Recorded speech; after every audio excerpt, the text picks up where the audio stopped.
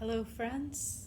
This is day 2 of Healing for the Earth, and I had a long day out in nature and didn't take very many videos, mostly just tuned in, so I thought I'd make this video of what I usually do in the evenings and what I've been doing for the last several nights, and I hope to do for a month. This is my drum. It's made from elk hide, actually. I made it in my vision circle with River Ledgerwood, who I met at a retreat in Brighton Bush Hot Spring that was led by Hank Wesselman, who's written Spirit Walker and several other books. It's very special to me to have this drum out here that I've made because Sequim is the home of a herd of elk, actually, that roam the land, and the native energy around here is extremely strong. Just down the street from the house here is a grave of a chief, Indian chief, Lord James Balk, and he was one of the first Native Americans to pool money together to actually buy land, and so it's not a reservation, it's actually owned land. So the beach I walked on today was Jamestown Beach, right down the road. And the house where I'm staying, my family's house, there's actually a straight shot right to the beach, so I can really feel the vibration and the energy of the natives because I can actually see that beach from the window, which is where the totem pole is. So I wanted to play today a little bit. I drum every evening to call in peace for the planet, and I feel it's important to raise vibration on the planet. It's something that I feel I'm called to do. I don't think this is what we're going through is a human dilemma. I think it's an earth dilemma. If we take humans and think about humans as being separate from all other beings, and that this crisis is really a human crisis, then we're forgetting about our interconnectedness to all living things, including the earth in which we live on. So if we are working on healing ourselves, that's a good step. But we are here also to live in harmony with the planet, and integrating our lives with the planet has to do with living not just for ourselves, not just making ourselves comfortable, but making it a comfortable place for all beings that are here.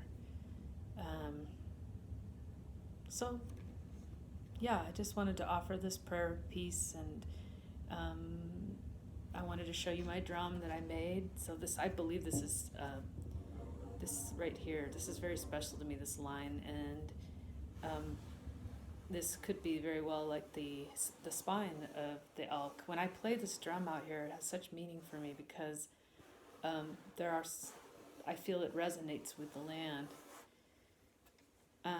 On the back you can see I used hide to tie the drum, and this is where I hold my hand when I play it.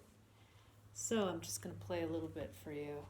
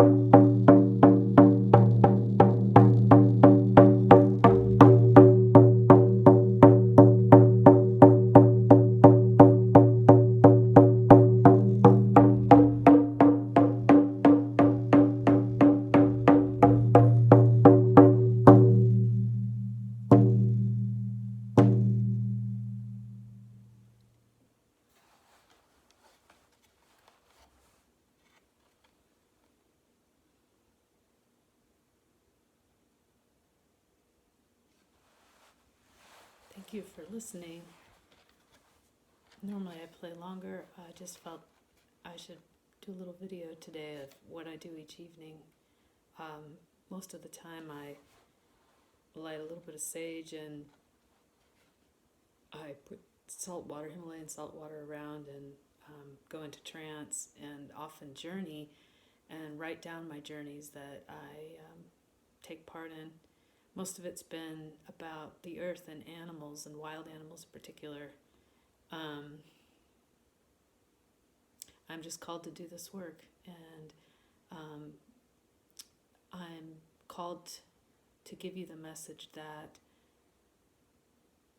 we're all interconnected, all of us, not just humans, but every living thing that you come in contact with is a part of the tapestry of who we are. And if one part of it is ailing, all of it is ailing. So if you can think of the earth as a human body, it's not just humans, it's the environment and the place in which we inhabit. So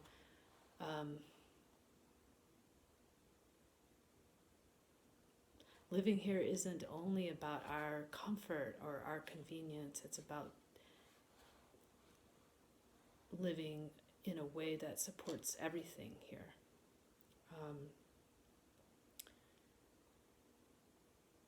Where I find connection, where I can do work, is when I reintegrate into nature and start to feel that connection.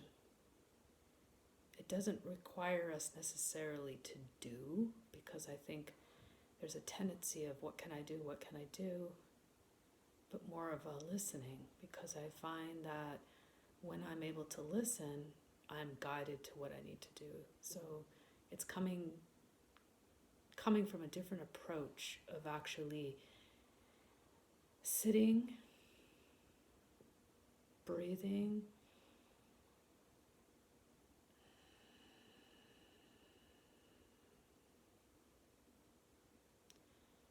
tuning in, and just really feeling from that place. And every step is then together, I guess, with the step or the breath of the world, of the earth. When I'm in nature and when I'm tuned in this way, I don't feel panic and I'm not in fear. I feel a reconnection, a longing actually of the earth, a longing, even a whisper from the animals that are asking for us to come together. So that's the message I have for you today, and thank you for listening. This is day 2 of Healing the Earth. Peace, love, light. Catherine.